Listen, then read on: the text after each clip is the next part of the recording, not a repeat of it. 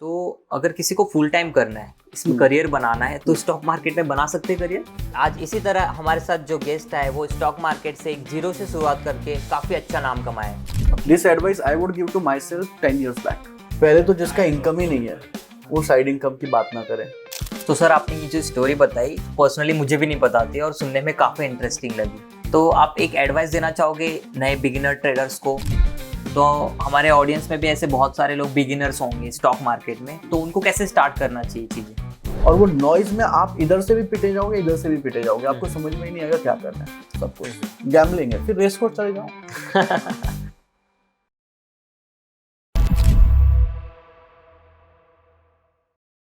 Hello guys, आपका फिर से स्वागत करता हूँ वर्सेशन स्पॉटलाइट में। पैसा पैसा ही है सबकी ज़रूरत। पैसा नाम सुनकर कहीं ना कहीं स्टॉक मार्केट तो दिमाग में आ ही जाता है। तो आज इसी तरह हमारे साथ जो गेस्ट है वो स्टॉक मार्केट से एक जीरो से शुरुआत करके काफ़ी अच्छा नाम कमाया है। तो स्वागत करता हूँ मैं कबीर भूपेश राज जी का। तो सबसे पहले sir, thank you so much हमारे पॉडकास्ट में आने के लिए। Thank you so much. तो सर, आजकल हम हर जगह स्टॉक मार्केट सुनते आ रहे हैं, तो हमारे दर्शकों को बताइए कि स्टॉक मार्केट होता क्या है एक्चुअली। ओके, स्टॉक मार्केट आजकल काफी ग्लैमराइज वर्ड हो गया है। आज आप नॉर्मली भी कहीं पे भी जाओगे तो लोग आपको कुछ ना कुछ करते दिखेंगे स्टॉक मार्केट में। बेसिकली इसको अगर समझने का तरीका ये है कि स्टॉक मार्केट आपको क्या देता है, एक एक्सेस देता है जहां आप अदरवाइज कोई बड़ी कंपनी है, लेट्स सपोज रिलायंस कंपनी होगी, तो रिलायंस कंपनी के ओनरशिप तो हम लोग मिल नहीं सके थे हमें। तो ऐसे में क्या हो सकता है, स्टॉक मार्केट वो जरिया है जो आपको रिलायंस कंपनी की पार्शियल ओनरशिप दे सकता है। वो पार्शियल ओनरशिप दे सकता है जिससे आपको क्या फायदा होगा कि आप स्टॉक मार्केट के थ्रू रिलायंस कंपनी के एक ओनर बन सकते हैं, राइट? अच्छा। इन्वेस्टमेंट करके उनके शेयर खरीद के। तो that is stock market basically. इसका अगर आप थोड़ा पास्ट में मैं जाऊं तो आज से 500 साल पहले जब बहुत सारी कंपनीज अलग अलग इंडिया में आ रही थी, आपने देखा होगा ब्रिटिश ईस्ट इंडिया कंपनी थी, ऐसे बहुत सारी कंपनीज थी। तो वहां पे यूरोप में एक देश हुआ करता था डच, नेदरलैंड। और डच में क्या था कि उनको भी जाना था, इंडिया आना था और इंडिया में बिजनेस करना था, क्योंकि उन्होंने देखा जो भी इंडिया आता है बहुत पैसा कमाता है, वापस यूरोप आ रहा है, अमीर हो रहा है। फ्रेंच आए थे, पोर्चुगीज आए थे, स्पेनिश कोशिश कर रहे थे। डच बहुत छोटा सा देश था, बहुत ही गरीब देश था। डच ने ये देखा कि यार जो भी इंडिया आ रहा है पैसा कमा के जा रहा है, हम नहीं कर पा रहे। तो डच के कुछ लोग वहां के राजा के पास जाते हैं और बोलते हैं कि देखो हमें भी इंडिया जाना चाहिए, ईस्ट इंडिया कंपनी बनानी चाहिए। राजा बोलते देखो, आप अगर इंग्लैंड की बात करोगे, ब्रिटिशर्स की बात करोगे, तो ब्रिटिशर्स के पास वहां के जागीरदार जो है, जिसको हम लैंडलॉर्ड्स बोलते हैं, या उनकी लैंग्वेज में लॉर्ड्स बोला करते थे, कि उन्होंने ईस्ट इंडिया कंपनी बनाई है। तो जाके वो इंडिया में आए और फिर इतनी बड़ी कंपनी की, यहाँ से पैसा लेके वहां गए। अगर फ्रेंच की बात करें तो वहां के जो नोबेल मैन होते थे, जिसको हम लोग राजा के रिश्तेदार भी बोल सकते हैं, तो राजा के रिश्तेदार काफी अमीर थे, तो उन्होंने ये सब किया। अगर आप बाकी पोर्चुगीज की बात करें तो पोर्चुगल, सबसे पहले आप जानते होंगे इंडिया में पोर्चुगीज आए थे। तो पोर्चुगीज ने वहां पे 100 साल का एक एग्रीमेंट करके रखा था पोप से कि हम 1498 में वो इंडिया आते हैं और अगले 100 साल तक इंडिया से कोई और ट्रेड नहीं करेगा, सिर्फ पोर्चुगीज ही, सिर्फ हम करेंगे। तो आप देखते हो अगले 100 साल तक कोई आता भी नहीं। तो पोर्चुगीज के पास था एक रिलीजियस पावर थी, पोप उनके साइड में था। दूसरा था कि बहुत बड़ा पैसा राजा के पास भी था।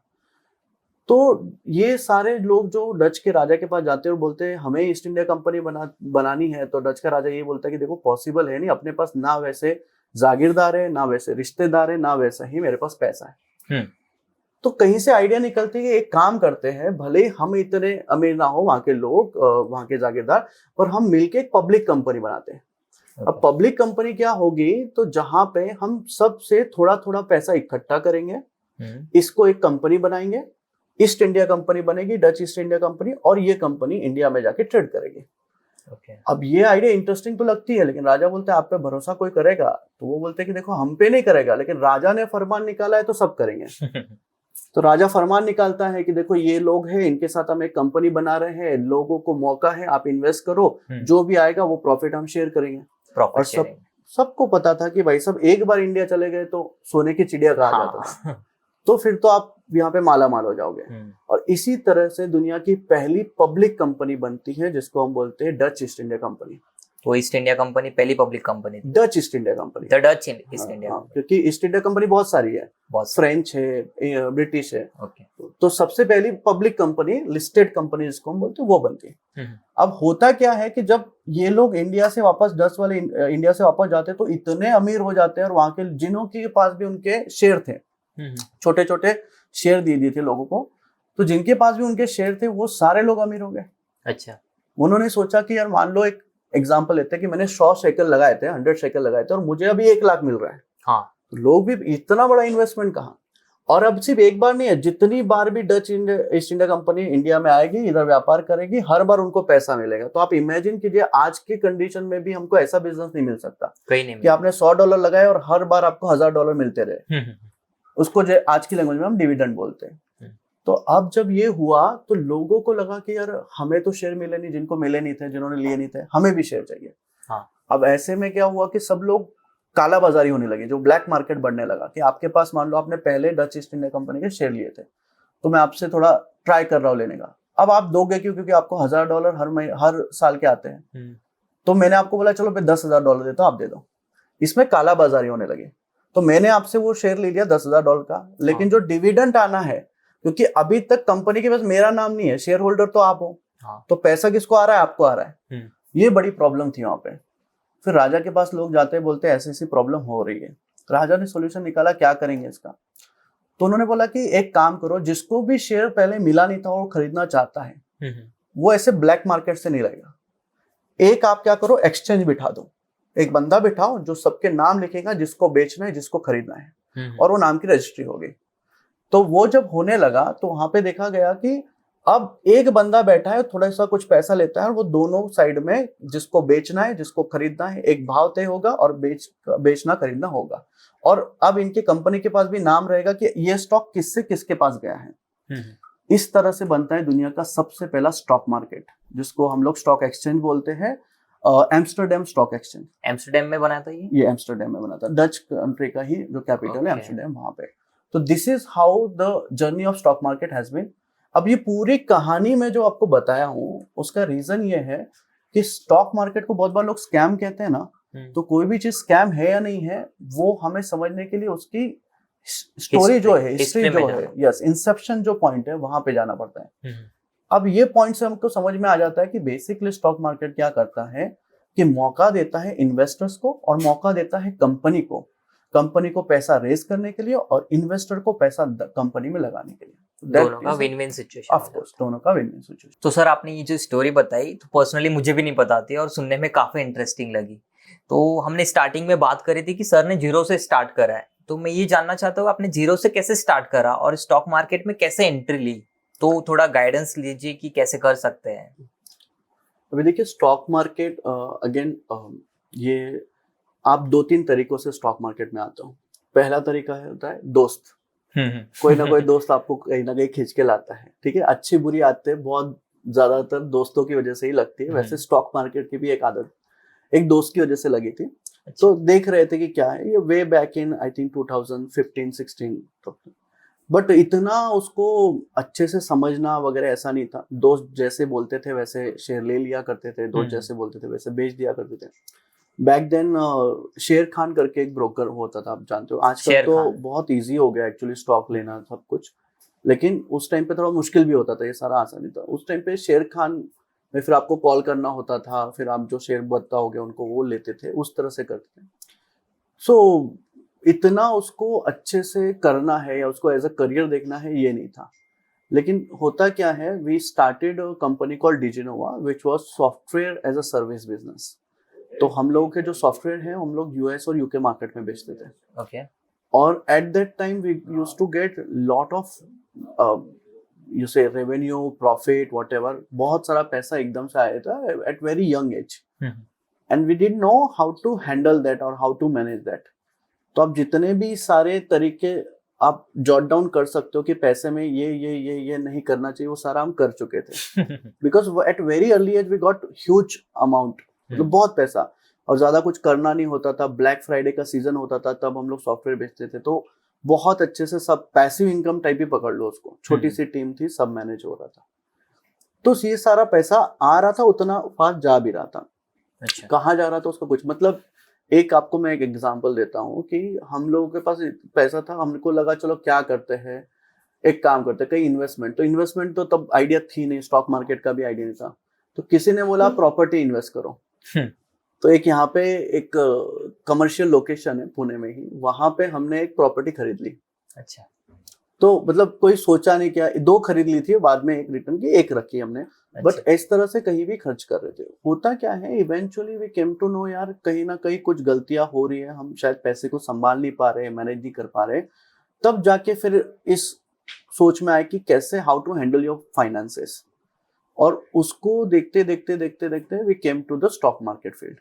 अच्छा। अब वो आए तो वहां पे क्या हुआ कि सबसे पहले तो we didn't start any class और सब खुद से, सब पहले तो समझ लिया एक्चुअली होता क्या है।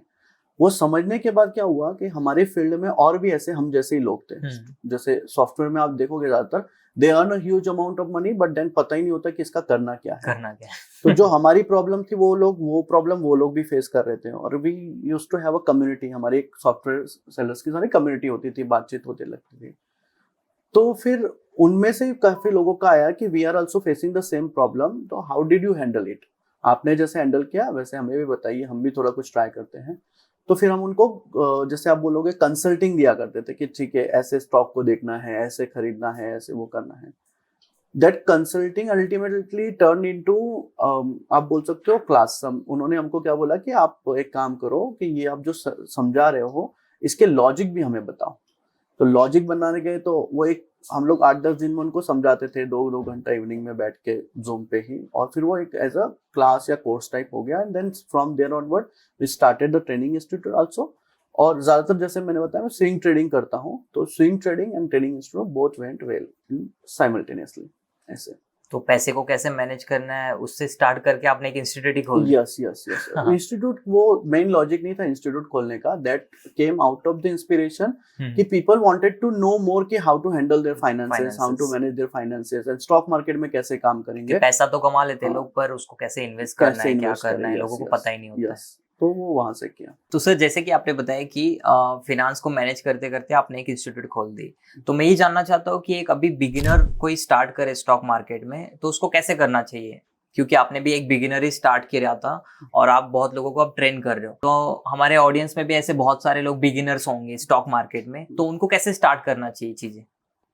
देखिए सबसे पहले तो आप अगर बिगनर हो तो ये एडमिट करो आप बिगनर हो। क्या होता है ना, अभी स्टॉक मार्केट में जैसे मैंने बताया 2-3 जगह से आपको टिप्स मिलती है, आप काम स्टार्ट करते हो। एक तो हो गया फ्रेंड्स, फिर दूसरा हो गया इंस्टाग्राम, और तीसरा हो गया Telegram.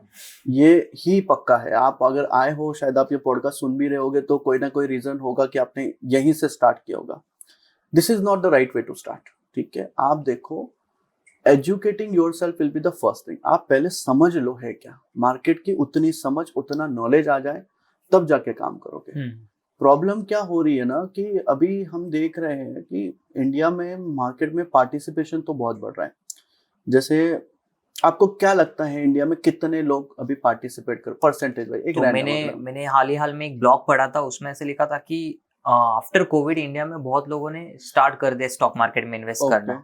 Around I think 9 crore people are investing. Percentage में अगर हम लोग देखें परसेंटेज आई थिंक 4-5%। हाँ, अब हम 4-5% पे, अगर यही अमेरिका की बात करें हम लोग, तो वहां पे 50% पार्टिसिपेशन। 50% पार्टिसिपेशन के बाद हम लोग यहाँ पे 5% बढ़ा है, तो हम लोग ऐसे बोल रहे हैं कि अरे बहुत पार्टिसिपेशन बढ़ गया। प्रॉब्लम ये नहीं है कि मार्केट में लोग आ रहे हैं, कुछ लोग बोलते हैं कि रिटेलर आ रहे हैं इसलिए मार्केट खराब हो रहा है। प्रॉब्लम ये है मार्केट में लोग एजुकेट नहीं कर रहे खुद को। और एक्चुअली टू बी ऑनेस्ट ये हमारा काम नहीं है। हाँ। जैसे मैं इंस्टीट्यूट चला रहा हूँ, पर ये मेरा काम नहीं है, ये काम है सेबी का। सेबी के पास बहुत तगड़ा पैसा पड़ा हुआ होता है। अभी भी अगर आप सेबी की वेबसाइट पे जाओगे तो इन्वेस्टर एजुकेशन प्रोग्राम्स के लिए कितना पैसा पड़ा है वो यूज नहीं हो पा रहा है। तो वो यूटिलाइज कर पा रहे? अब आई डोंट नो नहीं कर पा रहे, इसलिए तो दिक्कत है ना इतनी। ये उन्होंने करना चाहिए था। अब करेंगे भी तो वो शायद उतने सही तरीके से नहीं कर पा रहे जितना होना चाहिए। दूसरा प्रॉब्लम क्या है, लोगों में जो एक वर्ड होता है, आपने अभी पहले बताया भी, क्विक मनी, पैसा जल्दी कमा रहे। तो लोगों को पता नहीं ऐसा लग गया है टीनेज में जो लोग हैं अभी, कि ये एक रास्ता है जहां पे आपकी कॉलेज भी कर रहे हो आप जो पॉकेट मनी मिल रही है उसको खर्च करके उसको वापस स्टॉक मार्केट में लगाओ, तो गैम्बलिंग टाइप भी हो रहा है। तो the first thing to start with stock market will be educating yourself, क्योंकि एक बार आपने सीख लिया ना फिर प्रॉब्लम नहीं है। सीखना है, अपने आपको सिखाना है चीज़। एक रैंडम में चीज देखता हूँ तो हम जैसे हम कैसे बोलते हैं ना स्टॉक मार्केट की लैंग्वेज में, अगर मुझे समझना है आपको स्टॉक मार्केट कितना पता है, तो हम एक सवाल 2-3 सवाल पूछते हैं। तो पहला पूछता है कि इंडिया की सबसे बड़ी कंपनी कौन सी है स्टॉक मार्केट में, तो लोगों का जवाब क्या आता है? मोस्टली रिलायंस बोलेंगे या हाँ, कोई। ये रिलायंस थोड़ा जो एजुकेट है वो बोलेगा। हाँ आता है जवाब MRF, हमारे अच्छा क्योंकि MRF का शेयर है 1,40,000 1,40,000 के आसपास का, और वो 1.5 लाख तक टच करके आया था। तो यहीं से समझ में आ जाता है कि अपनी लेवल ऑफ एजुकेशन क्या है। उस स्टॉक की प्राइस को सबसे बड़ी कंपनी मान रहे हैं। दूसरा, हम ये भी पहचानते हैं कि जैसे अगर मैं आपको पूछूं कि एक दो कंपनी के शेयर लेता हूँ, समझो एक MRF है और टायर सेगमेंट में एक कंपनी है बालकृष्ण इंडस्ट्रीज। बालकृष्ण इंडस्ट्रीज बड़े बड़े आपके देखो, जो आपने देखे होंगे हैवी व्हीकल्स आते हैं, बड़े वाले ट्रक्स एंड ऑल, उसमें बालकृष्ण, ट्रक से भी जो बड़े आते हैं उसमें बालकृष्ण इंडस्ट्री के टायर लगते हैं बिग। अब अगर बालकृष्ण इंडस्ट्री का टायर का, मैं एक रैंडम में प्राइस अभी मैंने चेक नहीं किया, रैंडम प्राइस बता रहा हूँ मैं आपको, 3-4 हजार के आसपास मान लो है, और MRF का शेयर चल रहा है 1,40,000 का। तो अगर हमें जानना है कि मार्केट में सामने वाले को कितना आइडिया है, तो हम सिर्फ ये पूछते हैं कि सस्ता कौन सा लग रहा है। अब आप बताओ सस्ता कौन सा लग रहा है। जैसे कि मेरी स्टॉक मार्केट की जो नॉलेज है, मैं तो ये बताऊंगा कि कंपनी का एक तो मार्केट कैप देखिए, उसके पीछे वैल्यूएशन क्या है वो सारा देखिए, देन यू कैन डिसाइड कि सस्ता कौन सा है, क्योंकि प्राइस से तो I think we can't consider. पर प्राइस से ही कंसीडर करते हैं लोग। हाँ, तो जैसे अभी रैंडमली आप में से भी मैं पूछता हूँ किसी को भी कि 1,40,000 का MRF है और बालकृष्ण इंडस्ट्री का 3,000 का है, कौन सा सस्ता है, तो 99% जो लोग, जो नया है वो यही बोलेगा कि 3,000 वाला सस्ता है। 3,000 वाला सस्ता है। आपने एक वर्ड यूज किया वैल्यूएशन। वैल्यूएशन को समझने के लिए एक रेशो होता है पी, थोड़ा डिटेल में है, लेकिन नॉर्मली पी को देख के बताया जाता है कि स्टॉक सस्ता है या महंगा है। पी को थोड़ा और डिटेल में बताएंगे तो इसका फुल फॉर्म क्या होता है? बेसिकली इसको बोलते हैं price to earning ratio. Price to earning मतलब मुझे अगर 1 रुपया कमाना है प्रॉफिट, तो उसके लिए इन्वेस्टमेंट कितनी करनी पड़ रही है। ओके, मतलब मैंने, समझो जैसे आपका डिजिटल मार्केटिंग है, तो आपने मान लो एक क्लाइंट लिया, तो आपने इन्वेस्टमेंट कितनी की, अभी आपका ऑफिस तो है नहीं, ठीक है, अब मान लो आप एक जगह से फ्रीलांसिंग कर रहे हो, तो सबसे सस्ता क्या पड़ेगा, आपका पी रेशो बहुत हाई रहेगा, क्योंकि आपको अगर एक क्लाइंट मिलता है और 1 लाख रुपीस देता है जिसमें आपका खर्चा नहीं गया, तो आपका पी हमेशा कम रहेगा, क्योंकि आपने वो 1 लाख कमाने के लिए मान लो इन्वेस्टमेंट सिर्फ 10,000 किया होगा। अच्छा, बट कहीं कहीं आपको पता है, जैसे अगर मैं लेट सपोज एक कंपनी लेता हूँ, कोई भी जो व्हीकल बनाती है, अब व्हीकल बनाने वाली कंपनी जो है, वहां पे उसको 7 लाख रुपए का पहले वो प्रोडक्ट बनाएगी, 8 लाख में वो मार्केट में बेचा जाएगा, तब जाके 1 लाख रुपए कमाएगी। तो आप देखो 1 लाख आपने भी कमाया, 1 लाख उन्होंने भी कमाया, लेकिन आपने लगाया 10,000, उन्होंने लगाया 7 लाख। अच्छा, तो इससे प्राइस टू अर्निंग का एक आइडिया आता है। पर इंडस्ट्री वाइज हर इंडस्ट्री में अलग रहेगा, ठीक है, क्योंकि शायद अब आप उससे आपको कंपेयर करोगे तो आप ही बेटर लगोगे। हाँ, बट ऐसा है कि वो इंडस्ट्री को उससे कंपेयर करना है, तो उस हिसाब से पी रेशो दोनों, इसलिए मैंने दोनों एग्जांपल भी टायर के ही दिया आपको। अच्छा, तो पी के हिसाब से देखोगे आप तो MRF सस्ता है। तो फिर 1,40,000 का इसको क्या बोलेंगे, इसको बोला जा सकता है सिर्फ कि अफोर्डेबल है या नहीं। अफोर्डेबल है। हाँ, सस्ता या महंगा इज डिफरेंट। अफोर्डेबल है या नहीं वो अलग बात है, कि भाई मेरे पास, मेरा बजट ही नहीं है एक स्टॉक उतना का ले लूं मैं, तो फिर अलग बात है। बट वो सस्ता या महंगा ये प्राइस से नहीं बोलोगे। 1,40,000 का शेयर अभी भी वो सस्ता है। अच्छा, यस, ऐसे मानेंगे हम लोग। तो this is how we understand. तो ये क्या है बेसिकली, ये है एजुकेटिंग योरसेल्फ। आपको एक बार एजुकेशन ले लिया आपने, समझ में आ गया, तो फिर आपके लिए आसान हो जाएगा, और फिर बहुत ही आसान हो जाता है पूरा का पूरा स्टॉक मार्केट। तो ये बेसिकली यही बोलूंगा मैं कि एजुकेट योरसेल्फ। फंडामेंटल्स पता होने चाहिए, फंडामेंटल टेक्निकल दोनों भी पता होने चाहिए। But start with somewhere, fundamental भी करोगे तो चाहिए, और डायरेक्टली F&O में जंप नहीं करना है। दूसरा एक ये कि F&O में डायरेक्टली जंप नहीं करना है जब तक आपको इक्विटी का नॉलेज नहीं है। तो F&O की बात निकली है, तो मैं ये बताना चाहता हूँ कि अभी एक रिपोर्ट आई थी, उसमें ऐसा दिखाया गया कि अराउंड 94% लोग लॉस में जो F&O ट्रेडिंग कर रहे हैं। हाँ। तो इस पे आपका क्या कहना है? देखो, पहली बात तो है, मैं दोनों का एक बार, अगर अपनी ऑडियंस एकदम बिगिनर होगी तो उनको डिफरेंस बता देता हूँ। देखिए, मान लो F&O और इक्विटी का फर्क क्या है। तो इक्विटी बेस है, ठीक है, जिसको हम लोग बोलते हैं कि रियल है। इक्विटी इज रियल, आपके पास वो शेयर आ रहा है, दैट बिकम योर असेट, वो आपकी प्रॉपर्टी हो गई। अब एफएनओ जो है कॉन्ट्रैक्ट है, वो इसके ऊपर इससे डिराइव किया गया, इसके लिए उसको डेरिवेटिव भी बोलते हैं, इससे डिराइव किया गया है। जैसे बोलते हैं ना दूध और दही, तो दूध इज ओरिजिनल बेस और उसका जो दही है वो डिराइव्ड फ्रॉम मिल्क है, ऐसा उसमें से निकला हुआ है, उसमें से निकला हुआ, उससे बनाया हुआ, प्रोसेस किया हुआ। तो वैसे ही एफएनओ है। एफएनओ रियलिटी में एग्जैक्टली कुछ है नहीं, एक कॉन्ट्रैक्ट है। एग्जांपल समझाता हूं मैं आपको कि मान लो अभी आपने हमारे रैंडम कोई और स्टॉक पकड़ लिया, रिलायंस के, आपने रिलायंस के 10 शेयर खरीद लिए। अब मान लो रिलायंस का 10 शेयर खरीदे तो अगर शेयर ऊपर जा रहा है, ठीक है, तो आपका फायदा। अगर शेयर नीचे आया तो क्या आपका घाटा हुआ?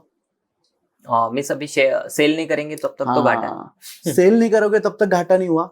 ऊपर गया तो फायदा कब? जब सेल करोगे। बट अल्टीमेटली आपने कुछ नहीं किया, डिविडेंड तो मिल रहा है। आपको पता है जब आप शेयर खरीदते हो उसके बाद से कभी मेल बॉक्स में चेक करना, आपको कंपनी मेल डालने लग जाएगी कि हमारी बोर्ड मीटिंग हो रही है, हम यहाँ पे ये कर रहे हैं। भले वो आपको इतना कंसीडर नहीं कर रही हो कि आप आके वहां पे बैठो बोर्ड मीटिंग में, लेकिन फिर भी एक आपको ना पोजीशन का फीलिंग आएगा कि मेरे पास I own something, yes I hold the equity. ये क्या है? बेसिकली कॉन्ट्रैक्ट है। इसमें ये बोला गया कि अगले महीने में रिलायंस ऊपर जाएगा या नीचे जाएगा, ऐसे आपको ऑप्शंस दिए गए। It's like bet it's like a contract. एक इसके ऊपर एक कॉन्ट्रैक्ट बना है जिसके रियल में कोई वैल्यू नहीं है। अगर ऊपर जाएगा तो ये आपने बोला ठीक है लगे 1000 की ऊपर जाएगा, मैंने बोला लगे 1000 की नीचे जाएगा। अब अपोज में चला गया तो आपका जितना भी लगाया था उतना खत्म। और उसको क्या है, टाइमिंग भी है, क्योंकि कॉन्ट्रैक्ट है। तो आपने देखा होगा कॉन्ट्रैक्ट को वैलिड होने के लिए टाइम भी दिया, तो 1 महीने में ही जाना चाहिए। अच्छा, तो आपका कॉन्ट्रैक्ट तो खत्म होने वाला, एक्सपायर होने ही वाला है। तो ये क्या है कि आप, ये सबसे बड़ी बात तो वही है कि आपको इक्विटी पता नहीं है, आप एफएनओ में आ जाते हो तो लॉस तो पक्का ही यहाँ पे। दूसरा लॉस का रीजन जो है वो ये है कि गैम्बलिंग माइंडसेट है इंडिया में, जो गेट क्विक रिच वाला माइंडसेट, यस उसकी वजह से है। तो जैसे मैं अभी एफएनओ में पूछता भी हूँ, किसी को बात करता हूँ कि भाई कौन सा ऑप्शन लिया, तो लोग 2 ऑप्शन के बारे में जानते हैं सब, कॉल ऑप्शन, पुट ऑप्शन। तो बोलते पुट ऑप्शन। मैंने कहा व्यू क्या था? तो व्यू नहीं समझ में आएगा, बस ऊपर जा रहा है तो मैं कॉल लेता हूँ, नीचे जा रहा है तो मैं पुट ले लेता हूँ। अब उनको ना किसी तरह का आइडिया है कि कितनी स्ट्रैटेजीज है, व्यू कैसे बनाया जाएगा, ओआई क्या है, कोई भी आइडिया नहीं है। जब आपको आइडिया नहीं है और आप जब ऑप्शन बाइंग में जा रहे हो, और जो 95% लॉस कर रहे हैं मोस्टली बायर ही है, और ऑप्शन बाइंग में जा रहे हो, तो भाई साहब पहले से ही आपका जो विनिंग रेट है वो तो ऑलरेडी 66% माइनस ही रहता है। Option buyer is always at minus. अच्छा, ऑलवेज। आप अगर प्रोबेबिलिटी चेक करोगे, सेंसिबल नाम का एक टूल आता है, इसमें आपने ऑप्शन बाइंग का कोई भी ऑप्शन रखा तो आपको दिख जाएगा कि 66% chances that you will lose money. Prediction है, हाँ, दिखा देता है। तो ऑप्शन बाइंग तो वैसे भी बहुत रिस्की है। अगेन यहाँ पे बात क्या आ जाएगी कि जस्ट एजुकेट योरसेल्फ। ये आंकड़ा कभी बदलने वाला नहीं अनलेस यू एजुकेट योरसेल्फ। पहले में खुद को समझनी है चीजें सारी, लाइक इक्विटी क्या है, एफएनओ क्या है, और start with equity. I will tell that कि स्टार्ट विद इक्विटी। एफएनओ में तब जाओ जब मार्केट में 2 से 3 साल का एक्सपीरियंस हो जाए आपका, क्योंकि एफएनओ पूरी तरह से बुरा भी नहीं है। देखो एफएनओ आया क्यों था, एफएनओ की भी इंटरेस्टिंग स्टोरी है। अभी एफएनओ क्यों आया कि मान लो आपका 10, 15, 20 लाख का या 10, 12 करोड़ का आपका पोर्टफोलियो मार्केट में, अगर मार्केट गिरता है तो आपके पास एज अ इंश्योरेंस इंस्ट्रूमेंट क्या है कि गिरते हुए मार्केट में मैं बचूंगा कैसे। फॉर एग्जाम्पल आपने कोई प्रॉपर्टी ले ली, तो प्रॉपर्टी में कल आग लग गई, तो आग लगने के बाद अब वो प्रॉपर्टी खराब हो रही है, आपकी बर्बाद हो रही है, सारा इंटीरियर वगैरह जा रहा है, तो ऐसे में आप बैंक के पास जाओगे, बोलोगे मैंने इंश्योरेंस लिया था। उस तरीके से इक्विटी में आपके पास इंश्योरेंस क्या है, तो एफएनओ एक इंश्योरेंस जैसा वर्क कर रहा है। हाँ, एफएनओ आया ही था as a insurance purpose, hedging बोलते हैं उसको, hedging, balancing between two things. कि भाई साहब जैसे एक इंटरेस्टिंग स्टोरी आपने देखी भी होगी कि एक लड़का था, अभी रिसेंट की स्टोरी है, 2 महीने पहले की बात है, उसने कोटक बैंक के 1000 रुपए का कुछ पुट ऑप्शन लिया था, पुट ऑप्शन, और अचानक कोटक में खराब न्यूज आई, कोटक पूरा गिर जाता है, 10-15-20% गिर जाता है। अब ये 15-20% की जो गिरावट है, उसने उसके जो 1000 रुपए है उसको 23 लाख रुपए कर दिया था। 1000 से सीधा 23? हाँ, आप सर्च करोगे गूगल पे, आपको आर्टिकल डाल भी देना, आपको मिल जाएगा। Yes yes. तो 23 लाख के आसपास का उस बंदे ने कर लिया। अब हम सबको ये लग रहा है कि अरे वाह उसने 23 लाख कर दिया, हम भी कर पाएंगे।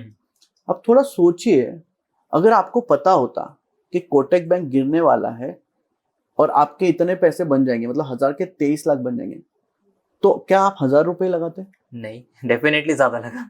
लोग तो घर बार बेच देते हैं हाँ, कि कि गिरने चलो वाला है हाँ तो ले गिरने ही लो। वाला है। आप सोचो 1,000 का ये है तो भाई करोड़ों का क्या हाल होगा।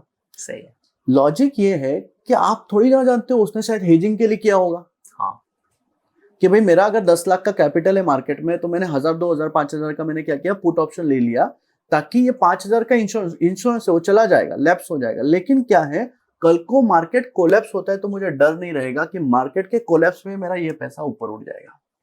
अच्छा। तो इसको बोलते हैं हेजिंग। एफएनओ आया था हेजिंग पर्पस के लिए, लोगों ने चालू कर दी उसमें ट्रेडिंग। Gambling, trading. और गैम्बलिंग तो गैम्बलिंग ही चल रही है अभी वैसे। बट या उसमें ट्रेडिंग चालू करी, उसको ही उसकी ऑप्शन को वो जो हेजिंग करना था उसको खरीदने बेचने लग गया, उसमें मजा आने लग गया। हाँ। तो ये है, तो दैट्स व्हाट आई वुड तो से। एफएनओ काफी रिस्की होगा नहीं? रिस्की देखो, अभी आप ही बता रहे हो ना 10 में से 9 ट्रेडर लॉस कर रहे हैं, तो इसको क्या बोलेंगे, इसको रिस्की ही बोलेंगे। नहीं, मैंने रिस्की फिर भी मुझे ऐसा लगता है रिस्की नहीं बोलना चाहिए। एफएनओ इज नॉट रिस्की, क्योंकि 10 में से 9 लोग जहां पे ट्रेड ले रहे हैं और लॉस कर रहे हैं, वो रिस्की कैसे हुआ? वो तो पता है कि खत्म है। रिस्क किसको बोलेंगे? 50-50 को। 50-50। ये तो 50-50 भी नहीं है ना। ऑलरेडी आपको पता है कि आप लॉस में जाने वाले हो, बिकॉज डेटा इज आपके सामने। उससे अच्छा कसिनो चले जाओ। वहां वहां अच्छा हो जाएगा। और दिक्कत क्या है ना, कसिनो में एंट्री बैरियर है। हाँ। यहाँ एंट्री बैरियर नहीं है ना। हाँ। कसिनो के लिए पहले गोवा जाओ, फिर पैसा लेके जाओ, फिर चिप्स लो, मेंबरशिप खरीदो, ये मेंबरशिप करो। लो। ये क्या है, ये तो सुबह आप 1,000 रुपए लगा दिए थे, हाँ ये हो गए खत्म। सब चाय easy हो पीते गया। पीते, हाँ तो मॉर्निंग में उठे, सुबह उठ के देख रहे, समझ में भी नहीं आ रहा है, अभी तक नींद पूरी खुली नहीं है, उसको देखेंगे कितने का 300 का कॉल ऑप्शन ले लिया। हाँ। ये चल रहा है, तो फिर तो रिस्की हो जाएगा। लोगों को पता ही नहीं कि एजुकेट कैसे करना है, क्या True, करना है, true. डायरेक्टली लाइक एंट्री कर रहे हैं। इसमें एक्चुअली बहुत ज्यादा जिम्मेदार यूट्यूब है। यूट्यूब यूट्यूब पे अगर आप देखोगे ना, which is not allowed by the way, आप देखो यूट्यूब पे बहुत सारे लोग लाइव स्ट्रीमिंग कर रहे होते हैं ट्रेड लेते हुए। अब आपको थोड़ी पता है वो ट्रेड सच में ले रहा है नहीं ले रहा है, वो तो ट्रेड उसका खराब हो जाएगा, वो बोल देगा कि भाई मेरे तो ट्रेड थोड़ा चलो छोड़ो खराब हुआ, आप 10 लॉट लेके बैठे होंगे। उसको देख के लाइव स्ट्रीमिंग चलती है यूट्यूब पे। क्या बात कर रहे हैं? तो दैट्स वेरी वेरी डेंजर। तो मींस ये सेबी से अलाउड होगा ये सारी चीजें? नहीं है, ये लोग कर रहे हैं? नहीं है, सेबी ने एक्शन लेनी चाहिए, नहीं ले रहे। यूट्यूब पे सरेआम चल रहा है, आप देखो ना, आप स्टॉक मार्केट या फिर आप जस्ट डाल देना कि एफएनओ या बैंक निफ्टी या निफ्टी एक्सपायरी लाइव स्ट्रीमिंग, आपको इतने सारे मिल जाएंगे। सब लाइव कर रहे हैं। हाँ लाइव कर रहे हैं, दिखा रहे हैं। So that's the thing. अभी सेबी भी कितना करेगा, ये भी है ना, वॉचडॉग सेबी है एक्चुअली, जितना उससे हो रहा है वो भी कर रहा है। पूरी तरह से ब्लेम सेबी को भी नहीं कर सकते। एक होती है ना ह्यूमन साइकी, आपको खुद से भी समझ में आना समझ नहीं आ रहा। और प्रॉब्लम ये भी ना हो कि आप बहुत बड़ा लॉस करके समझ में आ रहा है आपको, दैट्स अ बिग थिंग। हाँ, वो तो है। तो ये है। तो एफएनओ तो हो गया ट्रेडिंग का पार्ट।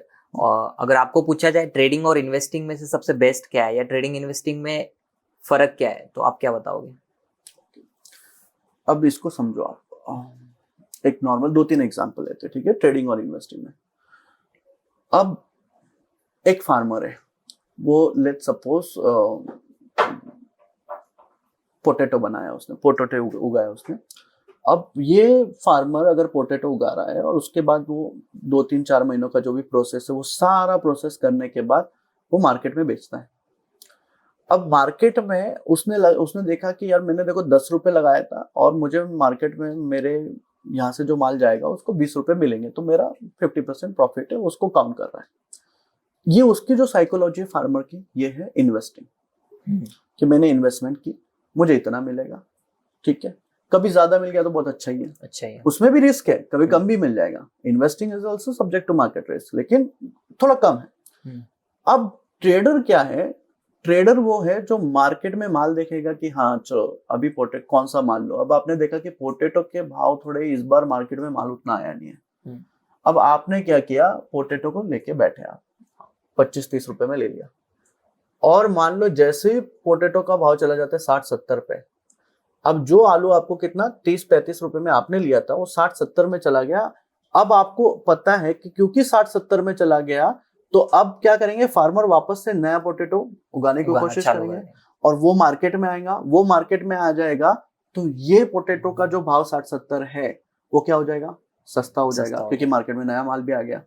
तो आपने क्या किया, 30 रुपए का लिया और 60 का बेच दिया, आपने कर ली ट्रेडिंग, उसने कर ली इन्वेस्टिंग। अच्छा, अब कौन सा अच्छा कौन सा बुरा, ये समझने के लिए हमको देखना पड़ेगा 2 चीजें। देखो, इन्वेस्टिंग लॉन्ग टर्म चीज है, ठीक है, और ये रिपीटेडली होता है, जैसे जो फार्मर करता है उसको एज अ बिजनेस की तरह देख रहे हैं। ट्रेडिंग जो चीज है, अगर मैं स्टॉक की लैंग्वेज में बोलूं तो when you know where to buy, exactly आपका बाय फिक्स है, इसके नीचे जाएगा। जैसे आपने जो पोटैटो लिया था, मान लो 30 का ले लिया और अचानक मार्केट में इंपोर्ट कर लिया, इंडिया ने बाहर से इंपोर्ट कर लिया, तो 20 रुपए का हो जाएगा। अब आपने क्या बोला, मैं बेच देता हूं अभी, 10 रुपए का लॉस, ठीक है, क्योंकि ये 20 का 5 रुपए भी आ सकता है, क्योंकि अभी मार्केट में नया माल जो फार्मर ने उगाया है वो भी आने वाला है। तो आपने क्या किया, वहां पे निकाल दिया, उसको बोलते हैं स्टॉप लॉस। तो आपने वैसे ही शेयर लिया था 100 रुपए का, आपने बोला 90 पे गया तो मैं शेयर को बेच दूंगा, तो ये हो गया आपका स्टॉप लॉस। तो आपका एंट्री फिक्स है, आपका स्टॉप लॉस फिक्स है। अब आता है ऊपर का टारगेट। अब पहला टारगेट आपने रखा कि ये जब चीज 120 की जाएगी तो मैं बेच दूंगा, तो ये आपका टारगेट रहा, तो आपका टारगेट भी फिक्स हो गया। तो when you have your definite entry, exit, stop loss, तो आप ट्रेडिंग कर रहे हो। जब आपकी कोई भी डिफाइनेट एंट्री है, डिफाइनेट एग्जिट है और आपका स्टॉप लॉस भी डिफाइनेट है, तो आप क्या कर रहे हो, ट्रेडिंग कर रहे हो। हाँ। और जब कोई डिफाइनेट नहीं है, इंडिफरेंट, आपको लगता है ये शेयर अच्छा है, जैसे अपने पास बहुत सारे ऐसे भी लोग हैं जो सिर्फ इन्वेस्टिंग के लिए ही काम करते हैं, तो दे लुक फॉर कि मुझे ये बिजनेस या ये पोर्टफोलियो बनाना है, मेरे पास 10 बिजनेसेस होने चाहिए, 10 बिजनेस का पोर्टफोलियो होना चाहिए। जैसे तो मान लो अभी डीमार्ट है, तो उन्होंने क्या किया, डीमार्ट एक अच्छा प्रोस्पेक्ट लग रहा है, तो डीमार्ट के शेयर खरीद रहे, इररिस्पेक्टिव ऑफ व्हाट प्राइसेस, हर महीने एक दो शेयर खरीद रहे, लॉन्ग टर्म के लिए, लॉन्ग टर्म या इन्वेस्टिंग पर। तो वहां पे फिर मैटर नहीं करता प्राइस क्या चल रही है, वहां मैटर क्या करता है, मेरा बिजनेस है, मुझे इसको खरीदना है। हाँ, मुझे इसको खरीदना है, I want to become the, जैसे कि आपने स्टार्टिंग में बोला था कि किसी बिजनेस की ओनरशिप लेना, ओनरशिप, तो आपके दिमाग में वही चल रहा है। फिर फर्क नहीं पड़ता कि भाई शेयर नीचे जा रहे तो बेच दो क्या। ट्रेडर क्या करेगा, अभी जैसे डीमार्ट का शेयर नीचे आ रहा है, ट्रेडर बेच देगा। इन्वेस्टर क्या करेगा, खरीदेगा। इन्वेस्टर बेसिकली कौन है, ओनर की तरह देखेगा आपको। अब मुझे बताओ, आपने कोई बिजनेस, आपका खुद का बिजनेस है और आपने लिस्ट किया मार्केट में उसको, आपके शेयर गिर रहे तो आप क्या बेच दोगे, नहीं। तो हम एक वर्ड बोलते हैं कि देखो, ये याद रखना कि इन्वेस्टिंग अच्छी कंपनियों में की जाती है, ट्रेडिंग लगभग सब में भी कर सकते हो आप, पर इन्वेस्टिंग सिर्फ और सिर्फ अच्छी कंपनियों में की जाती है। तो मैं हमेशा बोलता हूँ कि if you support good company at their bad times, that good company will never let your bad times come. अगर आप अच्छी कंपनी को बुरे समय में मदद करते हो, मतलब शेयर ले रहे हो, तो वो कंपनी आपका कभी बुरा समय नहीं आने देगी। कहीं ना कहीं आपको मुनाफा होना ही है, मुनाफा होना ही है, मतलब आप उस टाइम सपोर्ट कर रहे हो उस कंपनी को जब कोई नहीं कर रहा, कोई नहीं, मतलब बेसिकली ट्रेडर्स नहीं कर रहे, तो तब तो वो आप लोग है तो बहुत ऊंचा ही जाएगा। अभी एग्जांपल लेते हैं, IRFC का शेयर 23-25 पे था, बहुत टाइम से था, हिल नहीं रहा था, आज 300 पहुंच गया। क्या बात कर रहे हैं। जोमेटो का शेयर जब से मैं डिस्कस कर रहा हूँ 110 के आसपास रहता था, हम बोल बोल के थक गए थे, अच्छा प्रोस्पेक्ट है, 280 पे गए। BSE 600 पे था, बॉम्बे स्टॉक एक्सचेंज, ओके, 600 पे था, आज 4,500 पे है। जब हम लोग डीमार्ट के बारे में बात, तो DMart, I like DMart and Asian paint, this two stocks आपके फेवरेट? हाँ, मेरे काफी फेवरेट है, उनका बिजनेस सेंस मुझे बहुत पसंद आता है। एज ए इन्वेस्टर मैं चाहूंगा कि मैं ये 2 कंपनी का पार्शियल ओनर बनूं। एशियन पेंट इसलिए कि इंडिया की सबसे पहला सुपर कंप्यूटर जो आया था वो एशियन पेंट ने लाया था। Asian paint, just to know the inventory, कि मेरा जो अलग अलग जगह पे मेरी इन्वेंट्री कितनी है, वो खत्म होगी तो पहले से वहां जाना चाहिए। अच्छा, तो मार्केट लीडर है। अब एशियन पेंट अगर आप देखोगे तो पिछले 4 साल से ना वो 2600-2700 पे आता है, फिर लगभग 3600 तक जाता है, फिर वापस आता है, फिर ऊपर जाता है, एक रेंज में चल रहा है। अच्छा, जब वो रेंज में चलता है तो बहुत सालों तक चलते भी रहता है, लेकिन वो क्या करता है, जब रेंज में जाता है तो अपने पी को घिसा देता है, तो पी इतना रब ऑफ हो जाता है कि पी सस्ता हो जाता है फिर। अच्छा, तो फिर उस टाइम पे आपके लिए वो स्टॉक बहुत अच्छा रहता है, इजीली खरीद सकते हो। तो एशियन पेंट हो गया। दूसरा है डीमार्ट। अब डीमार्ट भी देखोगे, मैं डीमार्ट को I have been telling to, मतलब डिस्कस करते थे हम डीमार्ट को, जब वो भी लगभग 3600 और 4000 का एक जोन बनाया था उसने, उसी में रहता था। अब वो 5,500 टच करके वापस नीचे आ रहा है। 5,500। हाँ, लोगों को इंटरेस्ट कब आता है, जब वो भाग जाता है, जब मतलब नीचे रहता है टॉप पे हम बनाएंगे और बॉटम पे हम बेच देंगे, ऐसा है। तो ये अच्छे शेयर को तो आपको हमेशा सस्ते में खरीदना है, सस्ते में बीइंग कि वो उसकी रेंज कहाँ है। जब आपको टेक्निकल से पता चल जाता है तब आप खरीद सकते हो। तो that's how you have to look at investing. और इन्वेस्टिंग में सिंपल रखो, ज्यादा कॉम्प्लिकेटेड मत करो। अपने आसपास के 10-15 ऐसे बिजनेसेस देखो जिसमें आपको लगता है कि पोटेंशियल है, ज्यादा भी कॉम्प्लिकेटेड नहीं करने की जरूरत है उसमें। फॉर एग्जाम्पल आपने डीमार्ट का एग्जाम्पल लिया, मैंने एशियन पेंट का, आपकी फील्ड इंडस्ट्री में कुछ होगा, डे टू डे यूज कर रहे डे टू डे चीजें। यूज कर रहे हो उसमें होगा, नेस्ले हो गया, डाबर हो गया, हिंदुस्तान यूनिलीवर हो गया, ऐसे ऐसे 8-10-15-20 स्टॉक की लिस्ट आपको निकालनी है और थोड़ा थोड़ा उसमें एज अ हैबिट इन्वेस्ट करना है। जैसे हम हमारी क्लास में भी बहुत सारे लोगों को बताते हैं कि इस तरह से इन्वेस्टिंग को देखो, इन्वेस्टिंग नॉट ट्रेडिंग, कि जैसे मैंने जोमेटो से कुछ एक फूड का ऑर्डर किया, मैं उसी टाइम पे जोमेटो का एक शेयर खरीद लूंगा। सो अब आप गिल्ट फीलिंग आती है ना कि यार मैंने कुछ ले लिया, मेरे बहुत सारा खर्चा हो रहा है, तो बेटर है आप उसी के ओनर हो। हाँ। अब अपने कैफे से कुछ खा रहे हो, क्या बुरा लगेगा। वैसे डी मार्ट में गए, डी मार्ट में आपका जो भी हो रहा है, आप डी मार्ट में गए, डी मार्ट में आपका मान लो 4-5 हजार का बिल हुआ, आपने एक शेयर खरीद लिया। So this is how you will become the owner of those. Habit लगती है, हैबिट ऐसी लगी है, वरना आप सोच के नहीं मैं तो करूंगा, तो वो तो देखो आज तक होते ही, अभी तक नहीं हुआ, आगे भी नहीं होगा। ये आपकी आइडिया मुझे काफी अच्छी लगी, जब भी कुछ प्रोडक्ट खरीद रहे हो उसके साथ साथ शेयर भी खरीद लो। अब लोग बोलेंगे अब रात को मैं जा रहा हूँ, मैं वो टूथपेस्ट लिया, कैसे खरीदूं, रात को तो मार्केट बंद है। अरे भाई इतना नहीं है, आप आपके जो ब्रोकर अकाउंट है उसमें पैसा डाल दो, सुबह कर लेना। लॉजिक ये है कि आपने कुछ खरीदा है तो उसके आसपास देखो। अब आप बोलोगे नहीं मैं 8 लाख की वो खरीद लिए कार का, कैसे 8 लाख का टाटा मोटर का स्टॉक खरीदूंगा। तो ऐसे रैंडमली अगर आप कुछ बोलोगे तो उसके ऊपर कोई आंसर ही नहीं बन सकता। बट बेसिकली ये है कि चलो कुछ नहीं, 8 लाख का नहीं खरीदो, कुछ तो खरीदो, कुछ तो खरीदो, ऐसा है। So that's how you should look at investing. सही बात है। तो इसमें पेनी स्टॉक्स भी होते हैं, मैंने सुना है। पेनी स्टॉक्स से क्या होता है? पेनी स्टॉक्स एक्चुअली क्या है ना, आप देखो हिस्ट्री में क्या है, आपने see we celebrate heroes out of the mediocres. मतलब हमें ना जो बोले ना जीरो से वो वाली स्टोरी बहुत ज्यादा पसंद आती है, हमें 10 से कोई 100 पे गया पसंद नहीं आता है, हमको 0 से 100 पे जाने वाला चाहिए। और फिर ऐसी एक आध स्टोरी होती है। पेनी स्टॉक का भी ऐसा है ना कि आपको ये देखना है कि मान लो अभी इंडिया के मार्केट में 7,500 स्टॉक लिस्टेड है, अभी 7,500 7,500 के आसपास का आंकड़ा है। उसमें से आप पकड़ लो 2-2,500 पेनी स्टॉक्स है। अच्छा। पेनी स्टॉक के बारे में एक और मिसकंसेप्शन है लोगों का, पेनी स्टॉक मतलब वो नहीं कि जो 10 रुपए 8 रुपए 7 रुपए पे मिल रहा हो। जैसे सुजलॉन भी कभी 7-8 रुपए पे मिलता था, तो वो पेनी स्टॉक नहीं हुआ। पेनी स्टॉक मार्केट कैप से डिसाइड होता है, कंपनी का वैल्यूएशन। कंपनी का वैल्यूएशन। तो मार्केट कैप अगर मान लो आपका 1000 करोड़ से नीचे, 500 से नीचे, 100 से नीचे, तो फिर पेनी स्टॉक हम मानते हैं। 1000 करोड़ के नीचे जितनी भी कंपनी है सारी 1000 करोड़ को तो वैसे ठीक है, सेफ्टी के लिए आप नए हो तो आप बोल सकते हो, क्योंकि 500 to 1000 करोड़ भी थोड़ा ठीक ठाक वैल्यूएशन है। पर 500 से नीचे तो फिर पेनी स्टॉक ही पकड़ सारे पेनी स्टॉक्स। यस, क्योंकि उस 500 पे भी जो आया होगा शायद पेनी स्टॉक ही होगा, उसका एकदम 1 रुपए से 12 रुपए हो गया, इसलिए 500 करोड़ का वैल्यूएशन दिखा रहा होगा। So these are the penny stocks. But penny stock में कैसा है ना, कोई एक इंटरेस्टिंग स्टोरी मिल जाती है। अभी आई थिंक एक कंपनी थी L&T इंजीनियरिंग, राइट?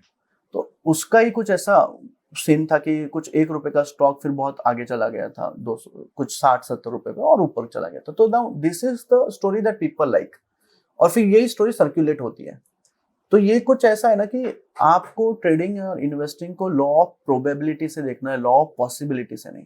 प्रोबेबिलिटी दो चीजें अलग है। लॉ ऑफ पॉसिबिलिटी ये है कि मान लो आप बोल रहे हो कि मैं एक लॉटरी का टिकट खरीदूंगा और मैं मेरी जिंदगी के हर दिन उसको खरीदूंगा तो कोई तो चांस रहेगा मैं जीत जाऊं। अब आपका जो लॉ है वो प्रोबेबिलिटी नहीं है, आपका लॉ है वो लॉ ऑफ पॉसिबिलिटी है। क्योंकि आप क्या बोल रहे हो कि 365 में से तो एक लगने वाला है, वो 365 हर दिन अलग है और आप सिर्फ आपके 365 देख रहे हो ना। ये लॉटरी का टिकट करोड़ों में गिर गया है अलग अलग लोगों को, तो ये हो गया law of possibility. Law of probability क्या बोलता है कि मैंने 10 चीजें लिए, 10 ट्रेड लिए हैं, 10 में से अगर मेरे 5 अच्छे चले जाए और 5 खराब जाए तो फिर मैं मान लूंगा। अच्छा। तो अगर किसी को पेनी, अब मैं फिर से रिकमेंड कभी नहीं करता हूँ क्योंकि ये वो कंपनियां जो ऑलमोस्ट डूब चुकी है, बट पेनी स्टॉक में कभी कभी रिबाउंड स्टोरी मिल सकती है। रिबाउंड स्टोरी मतलब क्या है, जैसे एक एग्जांपल मैं आपको दिखाता हूँ कि आपको पता है जो आंध्र प्रदेश में इलेक्शन हुए थे, हाँ, अभी जो चीफ मिनिस्टर वहां पे इलेक्ट होकर आए थे, ये बीच में 5 साल नहीं थे। ओके। जब उसके पहले जब आंध्र प्रदेश बना वो थे, तो उन्होंने कहा था कि मैं एक नई कैपिटल बनाऊंगा अमरावती नाम से। तो आंध्र प्रदेश में एक नई कैपिटल बनने वाली थी अमरावती शहर में, और वहां पे उन्होंने काफी ज्यादा हैवी इन्वेस्टमेंट का सब किया था। अब वो जितना भी इन्वेस्टमेंट किया था, जैसे उनकी सरकार जाती है और नई सरकार आती है, तो जो नए चीफ मिनिस्टर है वो क्या बोलते हैं, मैं अमरावती में नहीं बनाऊंगा, क्योंकि अच्छा। अगर अमरावती अगर कैपिटल बनेगा तो नाम किसका आएगा, पुराने चीफ मिनिस्टर का आएगा, सब लोग उसको याद करेंगे। आंध्र प्रदेश नया नया बना था, तो अब इन्होंने बोला कि मतलब तेलंगाना नया बना था, आंध्र प्रदेश अलग हो गया, तो उस हिसाब से अब इन्होंने क्या लॉजिक लगाया कि एक काम करते हैं, मैं 3 कैपिटल बनाऊंगा। नए सीएम ने बोला मैं 3 कैपिटल बनाऊंगा, एक जगह एडमिनिस्ट्रेटिव रहेगा, एक जगह जुडिशरी और एक जगह अपना लीगल। अब इन्होंने बोला कि ठीक है, इस तरह के 3 कैपिटल बनेंगे, काम उधर से चालू हो, तो पुराना अमरावती में जो कुछ भी था सब वैसा का वैसा ही पड़ा रहा। अब अभी जो रिसेंटली नई सरकार आई है वो वही सरकार है जिसने अमरावती बनाने का सपना देखा था। अब जैसे ही तो ये 5 साल में जो कंपनियों ने वहां पे इन्वेस्ट किया था वो लगभग नीचे आ चुकी थी स्टॉक मार्केट में सारी। आप देखो ना, क्योंकि मेरा इतना बड़ा प्रोजेक्ट है, सरकार ही बदल गई तो मुझे तो कॉन्ट्रैक्ट मिलेगा नहीं। तो मीन्स सरकार बदलते ही सारी कंपनियां गिरी। यस, वो वहां के जो रिलेटेड है। तो अब वापस वो क्या हुआ है, अभी वापस वो पुरानी सरकार बनी, उन्होंने बोला कि हम अमरावती को फिर से बनाएंगे, काम अमरावती में चालू हुआ और फिर से इन कंपनी को जो कॉन्ट्रैक्ट मिला था वो भी कंटिन्यूएशन में चल रहा है। फिर अब वापस बूम मिला होगा। हाँ, तो इस तरह में कोई ऐसे रिबाउंड स्टोरी मिल जाती है कि कोई स्टॉक एकदम से गिरा बिकॉज पूरा कॉन्ट्रैक्ट उनका खत्म हो गया, बट फिर वापस वो उठने लग रहा है, तो फिर अच्छा। तब आपकी नजर होनी चाहिए। बाकी तो पूरा का पूरा पेनी स्टॉक मार्केट जो है वो एक गैम्बल ही है। तो पेनी स्टॉक में इन्वेस्ट करना चाहिए नहीं? अब वापस प्रोबेबिलिटी पे जाओगे, पॉसिबिलिटी क्या है, मैंने एक ले लिया ऊपर गया नहीं गया, ऐसा नहीं। प्रोबेबिलिटी पे जाओ, अगर आपको रिबाउंड स्टोरी मिलती है और 8 से 10 मिलती है तो 10 में से अगर आप ट्रेड ले रहे हो, मेरा ये मानना है कि उसमें से अगर 2 चल जाते हैं, फॉर एग्जांपल 2 आपने हजार रुपए से 10 में लगाए और इतना ही आपके कैपिटल का वो लास्ट परसेंटेज उसमें चलना चाहिए, ज्यादा इन्वेस्ट नहीं। जैसे आपकी कैपिटल मान लो 10 लाख है तो उसमें से 10,000 आपने इसमें डाले हुए, एक, वो भी सारे एक जगह पे नहीं।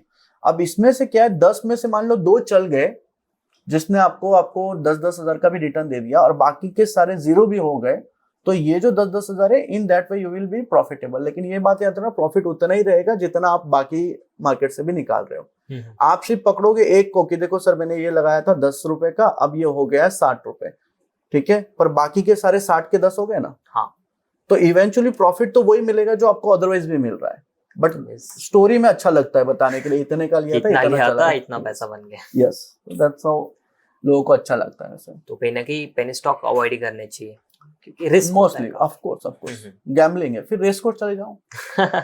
तो सर हमारे व्यूअर में से भी एक सवाल था कि एक स्टूडेंट, एक कॉलेज स्टूडेंट, उनको जानना था कि स्टॉक मार्केट से साइड इनकम जनरेट कर सकते हैं क्या, अगर कर भी सकते तो कितना हो सकता है दिन में? देखो अभी ये 2-3 चीजें अगर इसमें पहले फिर से stock market and side income. पहले तो जिसका इनकम ही नहीं है वो साइड इनकम की बात ना करें। अब जैसे स्टूडेंट है तो उससे हम एक्सपेक्ट नहीं कर सकते हैं, ठीक है। स्टूडेंट अगर आप हो तो बेटर रहेगा आप जितना अभी खुद को एजुकेट कर पाओ स्टॉक मार्केट में उतना अच्छा है, rather than going for side income and all. क्योंकि दिक्कत क्या है, साइड इनकम का मीनिंग ही है कि साइड इनकम मतलब मेन इनकम फिर साइड इनकम। तो स्टूडेंट की मेन इनकम क्या है? कोई है ही नहीं। तो फिर आप साइड इनकम देखोगे कैसे? तो वो तो लॉजिक ही नहीं बनता है। स्टूडेंट बेसिकली कोशिश ये करे कि जितना अभी लर्निंग कर सको उतना लर्निंग कर दो। जब आपके पास वो हथियार आएगा, मतलब पैसा आएगा, तो you know how to use it. अच्छा है ना? तो अभी से ट्रेन करो अपने आप को। तो फाइनेंशियली मेरे पास एक स्टूडेंट आता है, you won't believe, is in 8th standard. 8 साल का बच्चा है, साद नाम है उसका, और एक और नहीं 8 साल का नहीं, 8वीं में है वो, 8th क्लास में। और वो मतलब इतना अच्छा कंपनी एनालिसिस कर लेता है कि जितना हमको एक फंडामेंटल एनालिस्ट करेगा या रिसर्च आरए करेगा उतना अच्छा वो कर लेता है अभी से उसने वो अभी से। तो think about 10 years down the line कि वो किस लेवल पे जाएगा। तो that's the power of education. अभी क्या है, वो माहौल मिल जाएगा, वो माइंडसेट होगा। क्योंकि मैंने जितने भी लोगों को देखा है, एक रिग्रेट मैंने देखा है आफ्टर 30-40 पीपल से इज कि हम बहुत लेट कर चुके हैं।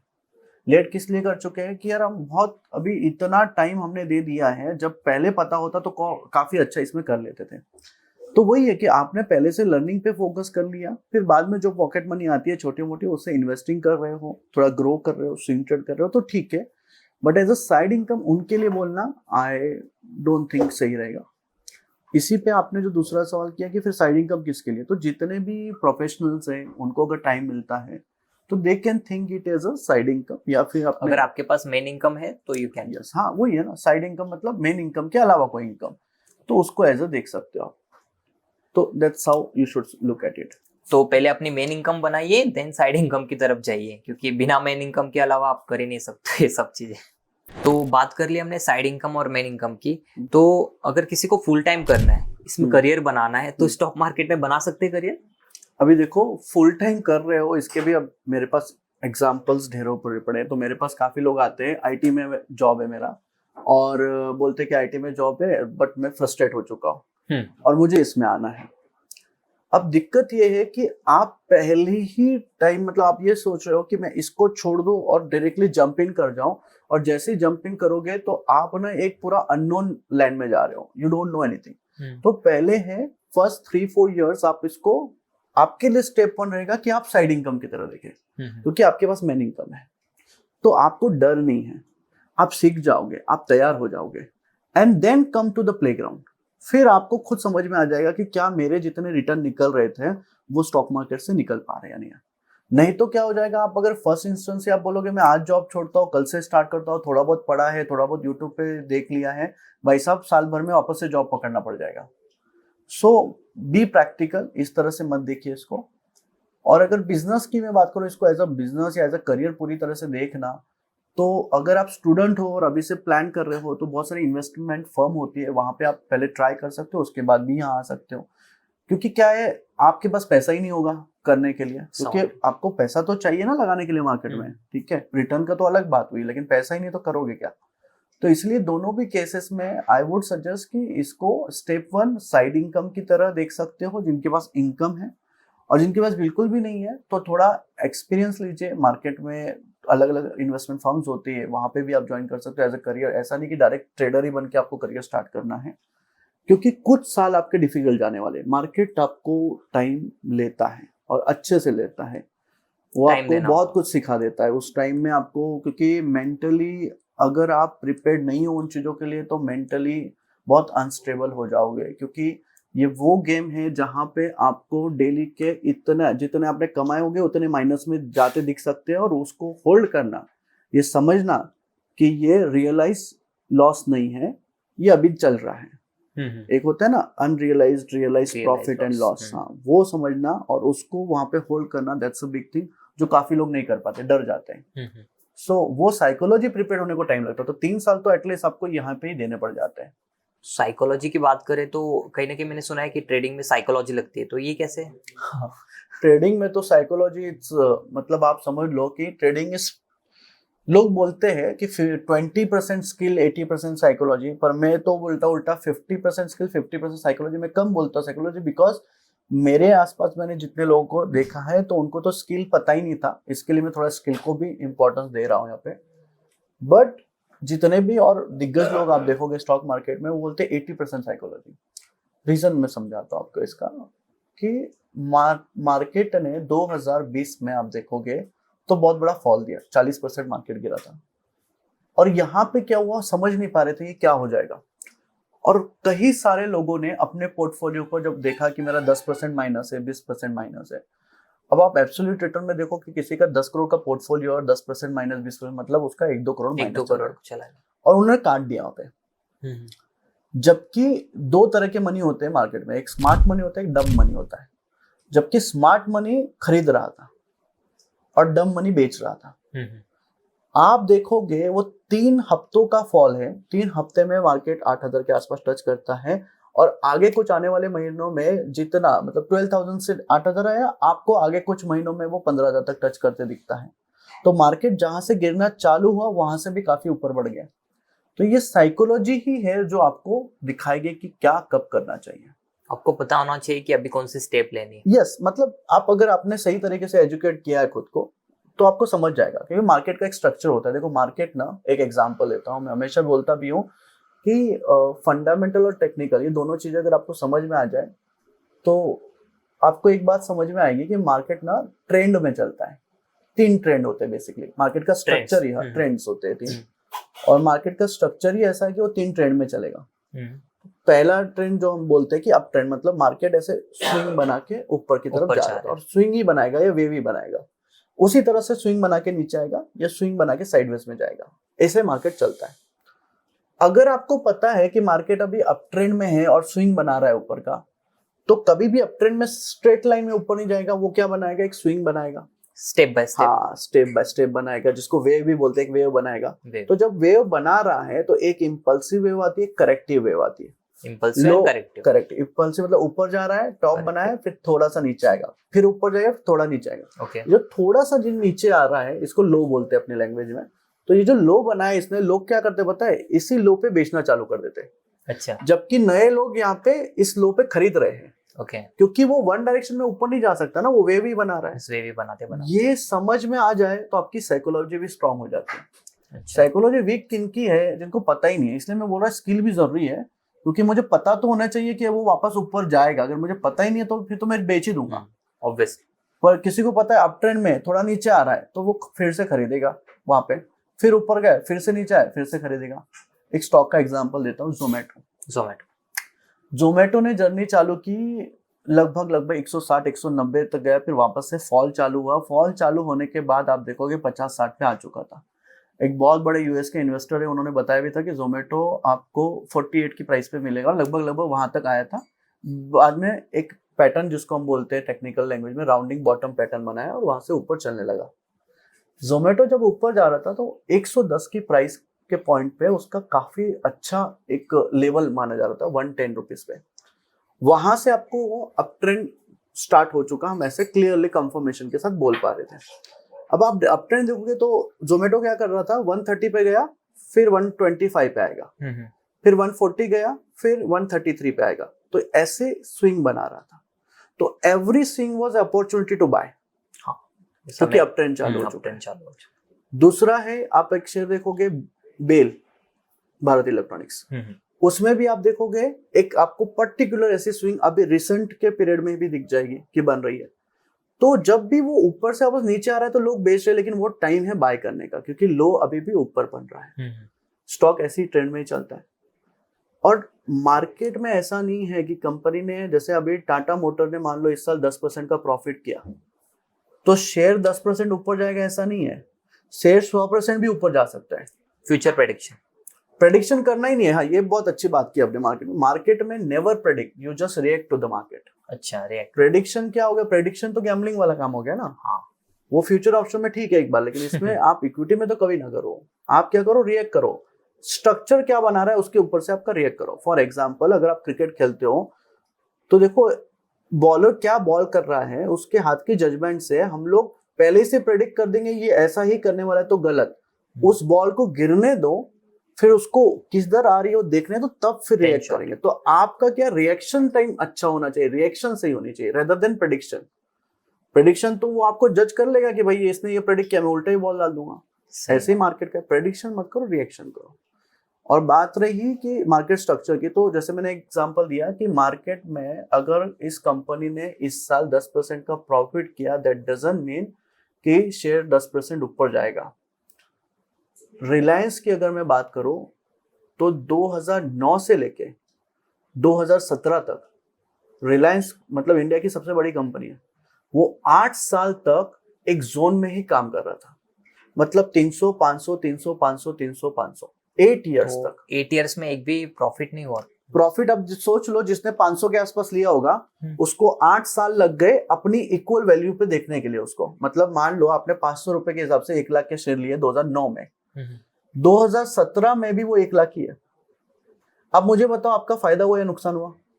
लेवल नुकसान ही हुआ होगा, इन्फ्लेशन ऐड हो गया ना, तो आपका नुकसान ही हुआ वो। क्योंकि 2009 के 1 लाख और 2017 के 1 लाख मतलब 60,000 के आसपास हो गए। तो आपका बहुत बड़ा नुकसान हुआ। अब लेकिन ये क्या करता है, इसको रेंज बाउंड मार्केट स्ट्रक्चर ही। अब क्या इस 8 साल में कंपनी ने प्रॉफिट नहीं किया होगा? क्या कंपनी ने सेल्स नहीं किया होगा? सब कुछ किया है, फिर भी स्टॉक की प्राइस बढ़ नहीं रही है। क्योंकि कैसा है कि कंपनी अच्छा करे इसका मतलब नहीं स्टॉक प्राइस बढ़ेगा। इस रेंज से जैसे ही टूटता है, 500 पे जैसे ही टूटा वो, उसने 1000 का टॉप मारा, फिर 2000 का टॉप मारा, आज 3000 के आसपास चल रहे हैं। 3000 पे चल रहे। तो जिसने 2017 में इन्वेस्ट करा होगा उसके तो नहीं, 2017 में नहीं करना चाहिए था या 2015 में भी नहीं करना चाहिए था, डिपेंड, क्योंकि वो क्या है ना, जोन में था। इसके लिए हम टेक्निकल यूज करते हैं ना। जोन में है तो पता नहीं और 15 साल भी जोन में रह सकता है। जब जोन को ब्रेक करता है, जिस टाइम पे उसने 500 के नंबर को ब्रेक किया, 510 पे आ गया, इसका मतलब क्या, ऊपर का जो रेजिस्टेंस था उसको तोड़ दिया, इसको तोड़ दिया, छत को तोड़ दिया। छत को तोड़ने के बाद खुला आसमान है, कहीं भी जा सकता है। दिक्कत क्या है, अभी दिवाली आने वाली है, आप रॉकेट लगाओगे, रॉकेट को लगाया, यहाँ पे छत है तो रॉकेट कितना ऊपर जाएगा, यहीं पे रह जाएगा। हाँ, और मान लो इतना पावरफुल रॉकेट है, इसको तोड़ दे तो कहीं भी जा सकता है, खुला आसमान। जैसे ही 500 को तोड़ा, बोला गया था ये रॉकेट है, 3000 पे गया। तो ऐसे ही होता है, ये तो मार्केट का प्रेडिक्ट कोई स्ट्रक्चर, नहीं, ये जोन को प्रेडिक्ट की नहीं है, ये मार्केट का स्ट्रक्चर है। अप ट्रेंड में रहेगा, एक छोटे बच्चे जैसा होता है स्टॉक का प्राइस या मार्केट, कि जब रोता है तो रोते ही रहेगा, सोता है तो सोते ही रहेगा। आप नहीं जज कर सकते कि 3 साल। एशियन पेंट की मैंने बात की पहले, एशियन पेंट इतना खूबसूरत स्टॉक है, अगेन डिस्क्लेमर, कोई इन्वेस्टमेंट एडवाइस नहीं है, और बहुत प्यारा स्टॉक है। मतलब उसकी कंपनी का 4 साल का सेल्स एंड प्रॉफिट निकाल लो, आप ग्रोथ निकाल दो, इतनी अच्छी सेल्स ग्रोथ है, इतनी अच्छी प्रॉफिट ग्रोथ है। कभी भी ऐसे चलते फिरते भी किसी हार्डवेयर की शॉप पे चले गए, उनको एशियन पेंट के बारे में पहला आपको डब्बा ही एशियन पेंट का दिखेगा। मोनोपोली हो गया, मोनोपोली है।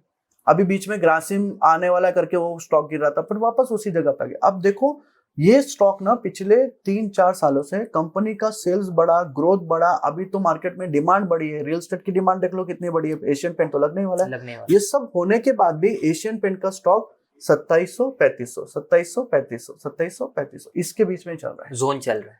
ये जोन जैसे ब्रेकआउट होगा, सबसे अच्छा कब लगेगा, अगर उसने 3600 को काट दिया, फिर ये क्या बन जाएगा, रॉकेट बन जाएगा, ऐसा है। तो अभी तो जोन में है ऐसे। तो सर ट्रेडिंग के बहुत सारे प्रकार होते हैं, पोजिशनल, स्काल्पिंग, स्विंग ट्रेडिंग। तो मैंने सुना है कि swing trading one of the safest method होता है, क्या ये सही है? अभी देखिए एक इसमें इंटरेस्टिंग चीज ऐसी है कि स्टेप होनी चाहिए ना कोई भी चीजों को। आपने अगर एक karate kid I think movie था, अगर आपने देखा होगा, तो उसमें पहली प्रोसेस ये होती है कि वो बच्चे को, वो आपने देखा होगा, जैकेट बार बार रख के वापस उठाने लगाता है, उसका जो मेंटर होता है। तो मेरा यही मानना है कि सबसे पहले ट्रेडिंग से पहले अगर पॉसिबल हो कुछ दिनों के लिए आप पेपर ट्रेडिंग करो, सीख के। पेपर ट्रेडिंग, हाँ, स्टार्टिंग में कुछ दिनों के लिए, 8-15 दिन से, ठीक है, समझ में आ जाए आपको कि क्या कर रहा हूँ मैं। दूसरी बात ये, बहुत सारे फ्रंट पेज करके एक ऐप होता है, उसमें भी कर सकते हो, तैयार कर लो खुद को। दूसरी बात ये है कि छोटे कैपिटल से स्टार्ट करो। तीसरी बात जो आप बोल रहे हो इतने सारे टाइप्स हैं, तो हमेशा ना आपको एक जोन जो है, हॉरिजॉन जो है, बड़े से छोटे पे आना है। हमारे यहाँ पे लॉस होने का रीजन यही है, हम छोटे से बड़े पे जाते हैं। मतलब पहले आप अगर देखोगे भी, जो जितने भी ट्रेडर्स आ रहे हैं इंडिया में, खास करके जेनजी जो आ रहे हैं, तो आप देखोगे कि ये सबसे पहले क्या है, ये सबसे पहले स्कैल्पर्स है। स्कैल्पर्स मतलब 5-10 मिनट 15 मिनट में अभी लिया, 15 आधे घंटे में बेच देंगे, सो दैट्स अ स्कैल्पर। या फिर इंट्राडे ट्रेडर होंगे, सुबह लिया दोपहर तक बेच दिया। तो यहाँ से स्टार्ट हो रही है। छोटे टाइम फ्रेम में इतनी नॉइज है, आपको क्लियर पिक्चर कभी नहीं मिलेगी, और वो नॉइज में आप इधर से भी पिटे जाओगे, इधर से भी पिटे जाओगे, आपको समझ में ही नहीं आएगा क्या करना है। हमेशा हॉरिजॉन बड़ा रखो। अब बड़ा मतलब फिर आप बोलोगे कि यार कितना बड़ा, साल भर का भी। अच्छा, कुछ लोगों का ये भी मानना है साल 2 साल को। ट्रेडिंग में मैंने बताया ना आपको कि 2 साल का भी एक ट्रेड होता है, 2 साल तक ट्रेड चल रहा है। क्या बात है? जैसे मान लो आज से किसी ने रिलायंस में लिया होगा 2 साल पहले, तो उसका ट्रेड चल ही रहा है। ट्रेड में मैंने बताया डेफिनेट एंट्री, डेफिनेट एग्जिट और डेफिनेट स्टॉप लॉस रहेगा। उसका डेफिनेट एग्जिट हो सकता है 5000 पे हो, तो अभी तक चल रहा है। तो ये पॉइंट ये बस बताना था, ऐड करना था मुझे। लेकिन अभी वापस आते हैं अलग अलग पोजीशन पे। तो जो दोनों के बीच में, मतलब बहुत लंबे समय तक भी ट्रेड ना जाए और बहुत छोटे समय तक भी ना रहे, उसके बीच का जो जोन है उसको बोलते हैं स्विंग ट्रेड। Swing trade. तो आपका ये स्विंग ट्रेड वैसे तो 2 दिन से लेके 15, 20, 25 दिन तक भी चलता है। इसका ड्यूरेशन क्या होता है मार्केट में? मार्केट में ये 15, 20, 25 दिन तक भी चल सकता है, लेकिन ज्यादातर 7-8 दिन, 10-15 दिन या 3-4 दिन, ऐसे वो ट्रेड पे रहेगा कि ट्रेड कितना आपको दे रहा है रिटर्न। अब देखो, जैसे मैंने बताया, स्विंग ट्रेड का लॉजिक सबसे, अगर टेक्निकल लैंग्वेज में बोले तो ये है कि एक कोई भी अप ट्रेंड चालू हो गया, स्टॉक अब भागने लग रहा है, तो वो ना वेव बनाता है, ऐसे वेव बना के जाएगा। तो जब ऊपर की वेव आई, इंपल्सिव वेव आई, फिर करेक्टिव वेव, फिर से जब इंपल्सिव चालू होती है तब हम एंट्री लेते हैं, और वापस ऊपर जाके नीचे करेक्टिव वेव आती है तब हम एग्जिट करते हैं। तो ये वेव में जो हम लोग कर रहे हैं काम, इसी को ये स्विंग की तरह भी दिखेगा आपको, इसलिए इसको स्विंग ट्रेड, हाँ, इसीलिए इसको स्विंग बोलते हैं, स्विंग ट्रेड बोलते हैं। लेकिन हमेशा ही ऐसा रहेगा ऐसा जरूरी भी नहीं है, ये तो टेक्निकल एक सिंपल लैंग्वेज। स्विंग ट्रेड कभी सपोर्ट पे ले लिया, रेजिस्टेंस पे बेच दिया, ऐसा अच्छा। भी होता है। जैसे मैंने आपको बताया था एशियन पेंट 2700 करते रहता है, तो आपने 2700-2800 पे ले लिया, 3500 पे बेच दिया, अच्छा, उसको भी एक स्विंग ट्रेड बोल सकते हो, Swing कोई trade बोल प्रॉब्लम नहीं है। तो या this are the swing trade, थोड़ा सेफ होता है, रिस्क कम होती है, और रोज के मार्केट में इसलिए भी अच्छी बात है कि देखो जैसे आपके 10 काम होंगे, आप पहले ही दिन से थोड़ी ना मार्केट में फुल टाइम बैठने लग जाओगे। तो आपने ले लिया और आप फिर शांति से बैठे हो जब तक अपना ट्रेड अपने को बोलता नहीं कि एग्जिट कर दो। और लेने के लिए सही समय में एक जो रिकमेंड करता हूँ, मैं खुद करता हूँ, रिकमेंड तो नहीं बोल सकते, लेकिन 2 बजे के बाद क्या है, सारी नॉइज खत्म होने लगती है मार्केट में। ट्रेडिंग वाली नॉइस, ट्रेडिंग वाली, इंट्राडे वाले। इंट्राडे। इंट्राडे क्या करते हैं ना, इंट्राडे मार्केट में क्यों आते हैं समझिए आप, कि उनको ना 100 रुपए का माल 20 रुपए में मिलता है, लेकिन सिर्फ आज के लिए। तो वो 1 लाख से वो 5 लाख का माल खरीद सकते हैं। तो उनको जहां पे 1 लाख से मान लो अगर स्टॉक 10,000 ऊपर गया, तो उन्होंने माल 5 लाख का खरीदा, 50,000 का फायदा हो जाएगा उनको। और एक्चुअली लगाया कितना, 1 ही लाख लगाया है, और मिले कितने, 50,000 मिले हैं, तो फायदा 50% हो गया। ऐसा भी होता है, नुकसान भी उतना ही हो सकता है। हाँ। बट ये क्या करते हैं, सुबह में आते हैं, शाम तक निकलने लगते हैं। तो 2-2:30 बजे के बाद में ये सारे बादल हटने लगते हैं, you see the clear picture कि अभी कहाँ पे क्या पोजीशन है। अब दिक्कत क्या है, लोग ये भी बोलेंगे कि सर ये बोल रहे हो आप, लेकिन स्टॉक सुबह में 4% था, आज 8% आ गया, शाम तक 8% आ गया, मैं तो महंगा खरीद रहा हूँ। देखो ये बात समझो कि वो स्टॉक अगर 4 से 8% आया है और 2:30 बजे के बाद भी टिका है, इसका मतलब ये उसकी औकात है। हाँ। लेकिन सुबह से ऐसे भी स्टॉक देखोगे जो 10% थे और वो 2% पे आ गए अभी। तो वो क्या किए थे, जितने भी इंट्राडे वाले हैं उन्होंने उसको इन्फ्लेटेड कर दिया था। But this is the real position of the stock. तो बोलते हैं रियलिटी अब पता चलती है। हाँ, सारा तो दिन निकलने के बाद 2:30 बजे के बाद आपको सब समझ में आ जाएगा कि कहाँ पे कैसे एंट्री लेनी है। 2:30 बजे के बाद एंट्री ले लो शांति से, आपका स्टॉप लॉस लगा के रखो और रिलैक्स रहो। आप अगर एंग्शियस हो रहे हो, आप अगर डिस्टर्ब हो रहे हो आपके ट्रेड की वजह से, तो फिर आप ट्रेड नहीं कर रहे हो। वो नहीं होना चाहिए, क्योंकि mental peace is more important. Yes, ultimately it comes down to what I want in my life, है ना, रेदर देन ये सारा पैसा तो ठीक है, पैसा तो आते रहेगा। दैट्स अ मीन्स ना टू एंड। तो आपके ये जरिया है किसी तक पहुंचने का, तो जरिया ही ऐसा ना बन जाए कि अपना खराब हो जाए, मेंटल पीस ही खराब हो। We know such cases. FNO में तो कितने केसेस है, ट्रेड लिया था, नीचे आ गया, इधर दुखना चालू हो गया, फिर क्या करोगे? सही बात। तो वहां पे 2 लाख का लॉस है, 10 लाख का हो गया ना। तो ये भी है। तो ऐसा ना, स्विंग ट्रेडिंग से यू कैन स्टार्ट, और क्वांटिटी वगैरह जितनी भी लेते हो, आई कैन से कि लोग बोलते हैं कितना कैपिटल लगाना चाहिए। आपने भी सुना होगा स्विंग ट्रेडिंग में कैपिटल ज्यादा लगता है। देखो एक ट्रेड में ना आप कितनी क्वांटिटी लेनी चाहिए ये आपके कैपिटल पे डिपेंड नहीं है। आप बोलोगे मेरे पास 1 लाख रुपए है और मैं ले लूं ये शेयर, ऐसा नहीं होता। आपको क्या रिस्क फिक्स करना होता है। मतलब जैसे आप बोलते हो कि मेरा ना रिस्क सिर्फ 500 का है, एक स्टॉक में एक ट्रेड में ले रहा हूं, तो मेरा मैक्सिमम रिस्क 500 का ही लॉस होना चाहिए, उसके ऊपर का लॉस मैं लूंगा ही नहीं। तो अब आपने 500 का लॉस फिक्स कर दिया। अब देखो मान लो शेयर की कीमत है 100 रुपए, स्टॉक की प्राइस है, और आपका स्टॉप लॉस आपने 10 रुपए पे 90 पे रखा, तो एक शेयर पे लॉस कितना हो रहा है, 10 रुपए का। 10 रुपए का। तो आपको क्या करना है, 500 डिवाइडेड बाय 10 रखना है। 500 टोटल लॉस लेंगे हम लोग, और 10 रुपए का पर शेयर। तो आपको कितने स्टॉक ले सकते हो, 50 स्टॉक। तो ये फिर 50 क्वांटिटी करनी है। अब आप बोलोगे नहीं मेरे पास तो लाख रुपए में तो ज्यादा करना है, नहीं। आपके पास कैपिटल कितना है दैट डज नॉट मैटर, आपकी लॉस बियरिंग कैपेसिटी कितनी है वो मैटर करता है। आप बोलोगे नहीं सर 500 क्यों, मैं तो 2000 का भी लॉस ले सकता हूँ, नहीं, ये सिर्फ एक ट्रेड की बात कर रहे हैं हम लोग। ऐसे आपको 20 ट्रेड लेने हैं, तो मतलब टोटल रिस्क बियरिंग कैपेसिटी कितनी होगी, 10,000 की। और 10,000 को आपको क्या करना है, जो ट्रेडिंग साइकोलॉजी बोलते हैं वो यही है कि मान लो मैंने क्या किया, हर स्टॉक पे, हर ट्रेड पे मैं रिस्क लूंगा 500 का, ऐसे में 20 ट्रेड लूंगा, और 20 ट्रेड को आपको उल्टा लिखना है, जैसे 20, 19, 18, 17। अब मान लो पहला ट्रेड आपका खराब गया 20, तो आपने उसको क्रॉस कर दिया, 500 रुपए लॉस हो गया। दूसरा ट्रेड खराब गया, फिर से क्रॉस कर दिया। अब आपके पास बचे कितने, 18 ट्रेड बचे। एक मार्क डगलस की किताब है, तो उसमें वो यही बोलते हैं, किताब का नाम है ट्रेडिंग इन द जोन। उसमें यही बात उन्होंने बहुत अच्छे से बोली है कि जैसे अगर 2 ट्रेड खराब हो गए, तीसरा ट्रेड लेने में आप डरोगे, फिर भी लेना है। तीसरा ट्रेड ले लिया आपने, तो तीसरा ट्रेड भी खराब गया, लॉस कितना हुआ 1500 का 3। अब मार्क डगलस वही बोलते हैं कि यहाँ पे एक बंदा क्या सोचेगा, अगर मैं उसको 1 2 3 काउंट करूं तो आप क्या बोलोगे कि मेरे 3 ट्रेड खराब गए, मेरी लूजिंग स्ट्रिक चालू हो चुकी है, मेरा दिन ही खराब है, मैं बदनसीब हूँ, और अगला ट्रेड पॉजिटिव हो सकता था, आपने वो लिया नहीं, इसलिए आपको 1 2 3 काउंट नहीं करना है, 20 19 18 अभी 17 बचे हैं।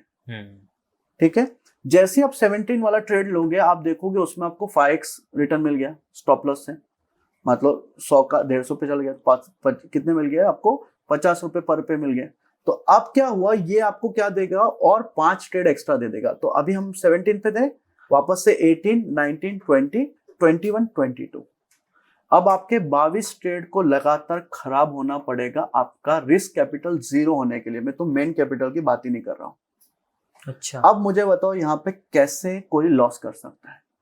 मतलब आपके 22 के 22 ट्रेड बैक टू बैक खराब जाना, इतना बदनसीब होना भी एक नसीब की बात होती है।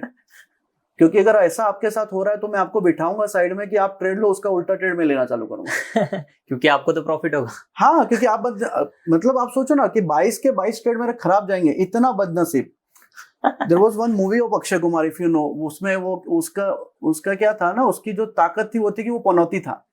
वो जहां जाता था पनौती लगती थी। अच्छा, पर ये किसी के लिए अच्छी बात है ना। हाँ, मैं तो चाहूंगा ऐसा कोई है तो अपोजिट करो मैं। और मैंने इतने स्टूडेंट्स को पढ़ाया है, none of anyone has come to me and बोला है कि सर मेरा जो रिस्क टेकिंग जो पूरा कैपिटल था 10,000 का, वो मेरा डिप्लेट हो चुका है। एक ने भी नहीं बोला।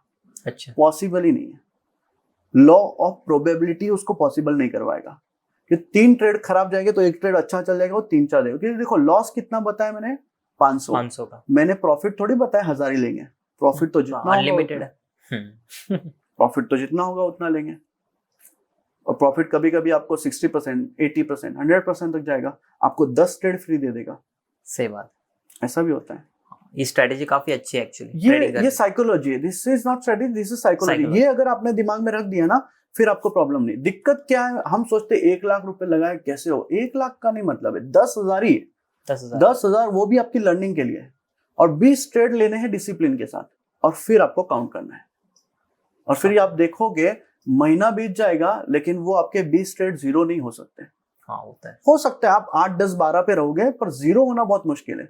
और 3 महीने बाद देखोगे तो 20 से ऊपर ही रहोगे आप, बशर्ते आप रेगुलर ट्रेड ले रहे हो, कैसे कर रहे हो, क्या Yes, कर रहे yes. हो। तो सर आपने ये जो अभी साइकोलॉजी वाली स्ट्रेटेजी बताई कि ऐसे ट्रेड कर सकते हैं, तो इसके हिसाब से मुझे आपने सिखाने का तरीका काफी अच्छा लगा। तो मैं व्यूअर्स को बताना चाहूंगा कि सर की एक स्टॉक मार्केट इंस्टीट्यूट भी है जहां sir fundamental and technical classes लेते हैं। तो आपको अगर सर से कुछ सीखना होगा तो मैं इनका टीम का नंबर डिस्क्रिप्शन में डाल दूंगा। तो सर आप जाते जाते इस पॉडकास्ट को भी हम रैप अप कर रहे हैं, तो आप एक एडवाइस देना चाहोगे नए बिगिनर ट्रेडर्स को? Yes, the first advice will be educate yourself. That's the first thing. बाकी की सारी बातें बाद में। और स्टूडेंट अगर हो तो जैसे मैंने बताया साइड इनकम के अभी बात ही नहीं होती है। एजुकेट योरसेल्फ, जितना आप एजुकेट करोगे उतना बेटर कर पाओगे। This advice I would give to my self 10 years back. अच्छा, आप अपने आप को भी दे रहे हो? Yes yes, to educate yourself. तो सर ने जैसा एडवाइस दी कि अपने आप को एजुकेट करो, किसी भी चीज में घुसने से पहले खुद को सिखाना प्रायोरिटी पे रखो। तो इसी के साथ सर आपको पॉडकास्ट में आने के लिए बहुत बहुत धन्यवाद। तो इसी तरह हम आगे भी करेंगे, क्योंकि 1 घंटे में तो सारी चीजें कवर नहीं होगी, है ना। क्योंकि आपके पास तो नॉलेज बहुत सारा है। जैसे कि मैं 1 घंटा आपके साथ बैठा, आपके साथ बैठ के काफी अच्छा लगा, आपने बहुत सारी अच्छी चीजें शेयर करी। तो ऐसे ही हमारे साथ जुड़े रहिए। थैंक यू सो मच यहाँ पे आने के लिए। Thank you. यस, तो हमें भी सब्सक्राइबर्स की काफी जरूरत है, हमारा भी नया पॉडकास्ट है। तो मैं व्यूअर्स से बोलना चाहूंगा कि आपको इस पॉडकास्ट से थोड़ा भी अच्छा लगा हो तो लाइक कीजिए, सब्सक्राइब कीजिए, and also share to your stock market family friends. See you in the next podcast. Bye bye, thank you so much.